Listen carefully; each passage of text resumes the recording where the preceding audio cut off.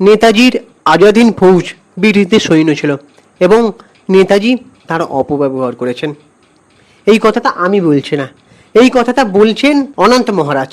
আজাদিন ফৌজ নেতাদের বাপের টাকা আসছে না অর্গানাইজ করে ফৌজ বানায়, সব ভারত ব্রিটিশের সৈন্যটা। তিনি যে বিতর্কিত মন্তব্য সেটা নিয়ে আমি ভিডিও বানাতে চলে এলাম। নমস্কার বন্ধুরা, যে আজ আমরা এমন একজন ব্যক্তিত্ব নিয়ে আলোচনা করব যার নামটা শুনলে, এই যে নেতাজি, তার নামটা শুনলে না ব্রিটিশের সৈন্য আর সেই জার্মানে নেতাজিকে দিছে, আর নেতাজি সেটাকে অপব্যবহার করেছে। ভারতীয় যারা, তাদের রক্তে, বিশেষ করে বাঙালিদের ধমনীতে রক্ত চলাচল বেড়ে যায়। ইয়েস, তিনি আর কেউ নন, আমাদের সবার নেতাজি সুভাষচন্দ্র বসু। তিনি অত্যন্ত ভাবে অপমানিত হচ্ছেন, মানে আজকের রাজনীতিতে তাকে নিয়ে বিতর্কিত মন্তব্য অনেকেই করছেন। দুর্ভাগ্যের বিষয়, সাম্প্রতিক সময়ে আমাদের পশ্চিমবঙ্গের বিভিন্ন রাজনৈতিক মহলে নেতাজি এবং তার গঠিত আজাদিন ফৌজকে নিয়ে কিছু চরম বিতর্কিত মন্তব্য করা হচ্ছে। আজকের রাজনীতিতে পালা বদলের পর মানুষ কি এটাই চেয়েছিল?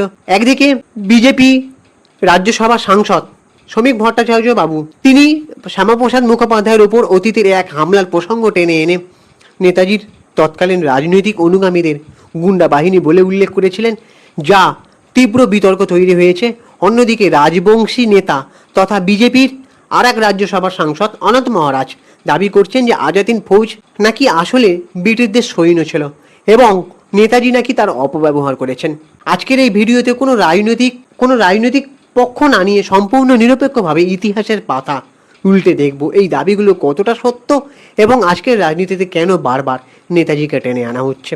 নমস্কার, আমি সুপ্রিয় রয়েছি তোমাদের সঙ্গে। তোমরা প্লিজ আমাদের ইউটিউব চ্যানেলটাকে সাবস্ক্রাইব করে দাও, ভিডিওটাকে একটা লাইক দাও, পুরো ভিডিওটা স্কিপ না করে দেখো। প্রথমে আসা যাক শ্রমিক ভট্টাচার্য বাবুর কথায়। তিনি একটি সভায় দাবি করেন যে 1937 থেকে 1939 সালের দিকে যখন বাংলাদেশে হিন্দুদের ওপর নির্যাতন হচ্ছিল, তখন শ্যামাপ্রসাদ মুখোপাধ্যায়ের কথায় নাকি সুভাষচন্দ্র বসু কান দেননি।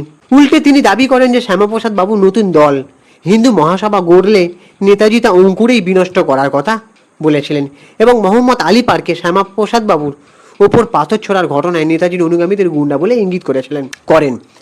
তো এই যে দেখো, বিভিন্ন জায়গায় আমরা যদি দেখি অনুজ ধর বা চন্দ্রচূড় ঘোষের মতন গবেষকদের মন্তব্য বা টুইটের অনেক জায়গায় যদি আমরা দেখি যে ইতিহাস কি বলেছে জানেন তো, 1939 সালে থেকে 40 সাল নেতাজি সুভাষচন্দ্র বসু এবং ডক্টর শ্যামাপ্রসাদ মুখোপাধ্যায়ের রাজনৈতিক আদর্শ সম্পূর্ণ ভিন্ন ছিল। যেটা আমি আগের ভিডিওতে বলেছি যে দুজনের কৃতিত্বই আছে, তবে নেতাজি সব থেকে এগিয়ে থাকলেও দুজনেই অত্যন্ত বাংলার বিপ্লবী বলা চলে।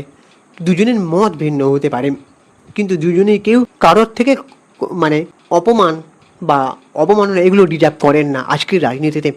তো নেতাজি ছিলেন কড়া ধর্মনিরপেক্ষ এবং অবিভক্ত ভারতের পক্ষে, আর শ্যামাপ্রসাদ বাবু ছিলেন হিন্দু মহাসভার নেতা।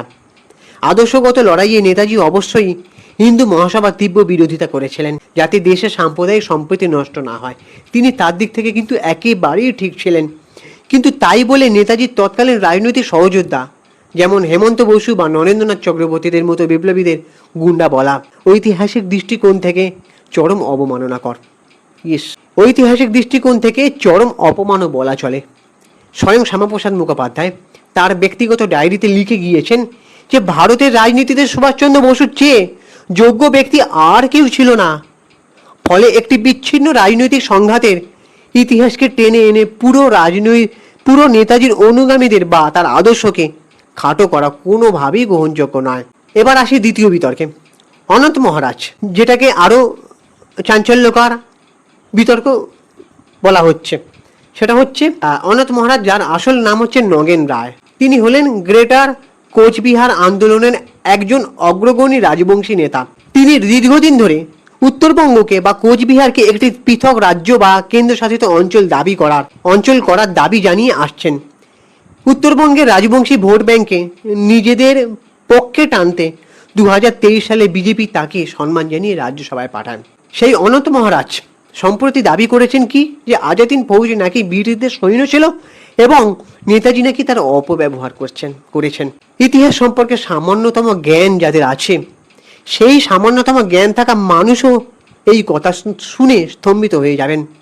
কি বলছেন ইনি? আজাদ হিন্দ ফৌজ বা ইন্ডিয়ান ন্যাশনাল আর্মি আইএনএ প্রথম তৈরি করেছিলেন রাসবিহারী বসু এবং ক্যাপ্টেন মোহন সিং যা পরে মানে এই যে আইএনএ বা আজাদ হিন্দ ফৌজ গঠন করেছিলেন, প্রথম তৈরি করেছিলেন রাসবিহারী বসু এবং ক্যাপ্টেন মোহন সিং, যা পরে নেতাজির হাতে তুলে দেওয়া হয়। এই সেনাবাহিনীর মূল অংশ কারা ছিলেন? দ্বিতীয় বিশ্বযুদ্ধে ব্রিটিশদের পক্ষে লড়তে গিয়ে মালয় বা সিঙ্গাপুরে জাপানিদের হাতে বন্দী হওয়া ভারতীয় সৈনিকরা। নেতাজি তাদের মনে দেশপ্রেমের আগুন জ্বালিয়ে ব্রিটিশদের বিরুদ্ধে যুদ্ধ করার জন্য সংগঠিত করেন।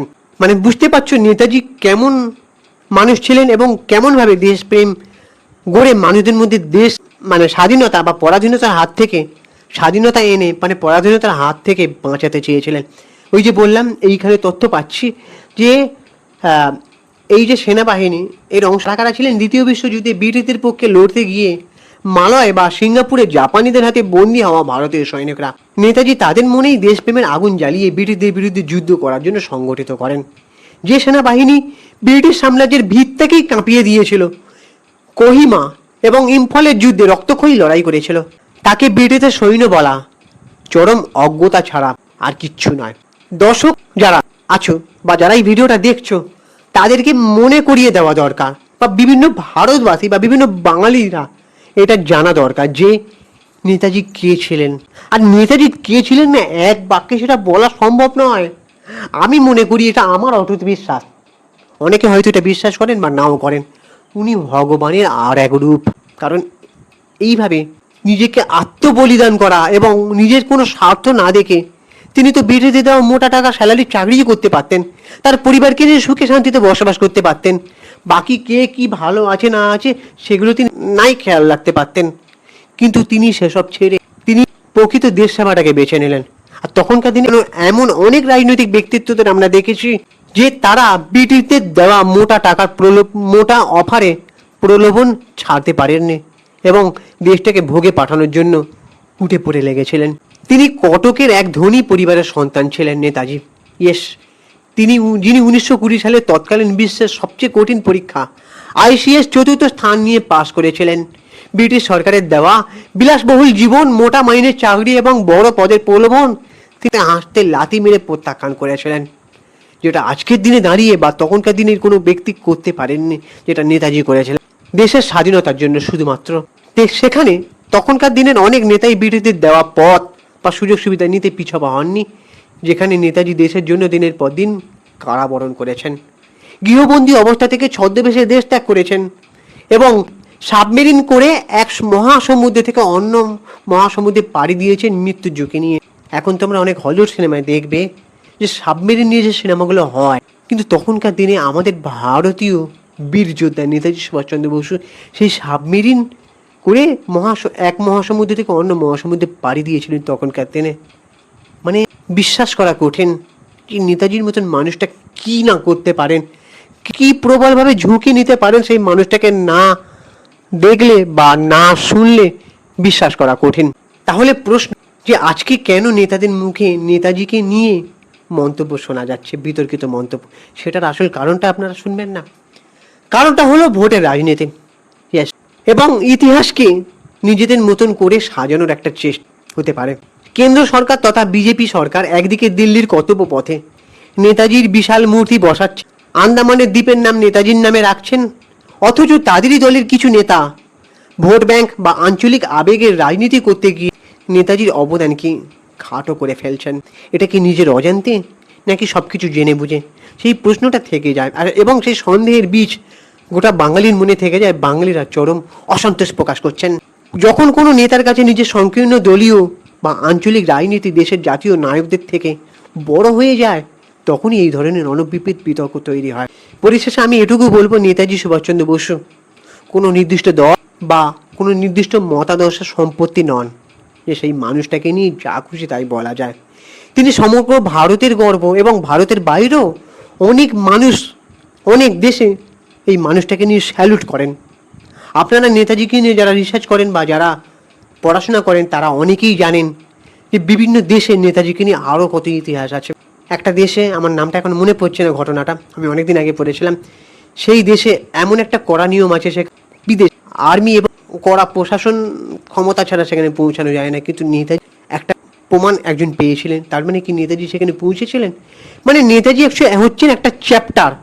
সেই চ্যাপ্টার আপনি শেষ করতে পারবেন না কখনো। যত নেতাজিকে নিয়ে ঘাঁটবেন তত আপনি অবাক হয়ে যাবেন।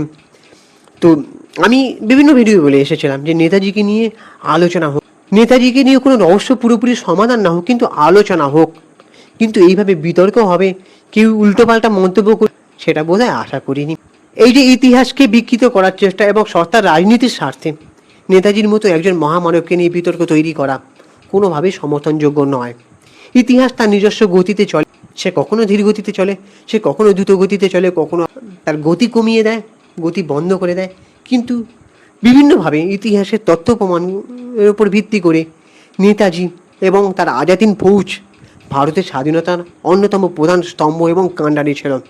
আমাদের আজকের নেতাদের উচিত নিজেদের রাজনৈতিক কাদা ছোড়াছুড়ি থেকে দেশের জাতীয় নায়কদেরকে দূরে রাখা। শুধুমাত্র নেতাজি কেন, দেশের বিভিন্ন জাতীয় নায়কদের তাদের রাজনৈতিক কাদা ছোড়াছুড়ি থেকে দূরে রাখা উচিত। আপনারা এই বিতর্কিত মন্তব্যগুলো নিয়ে ঠিক কী ভাবছেন? কমেন্ট সেকশনে অবশ্যই আপনাদের মহামূল্যবান কমেন্টটা দিয়ে যাবেন, এবং ভিডিওটা ভালো লাগলে লাইক করবেন, শেয়ার করবেন, এবং চ্যানেলটা সাবস্ক্রাইব করতে ভুলবেন না। আর নেতাজিকে নিয়ে এই যে যারা বিতর্কিত মন্তব্য করছে, এটা কি ঠিক করছে? আপনি কি নেতাজি এবং শ্যামাপ্রসাদ বাবু এই দুজনকে মধ্যে কাকে এগিয়ে রাখবেন, নেতাজিকে না শ্যামাপ্রসাদ মুখোপাধ্যায়কে? সেটা অবশ্যই কমেন্ট করে জানাবেন। আর আমি ইনস্টাগ্রামে রয়েছি সুপ্রিয় পৌশালী সিনেমারি, ওখানে গিয়ে ফলো করে দাম। চলো টাটা, দেখা হচ্ছে পরের ভিডিওতে। জয় হিন্দ, বন্দে মাতরম। আর জয় তু নেতাজি, পারলে আবার ফিরে এসো নেতাজি।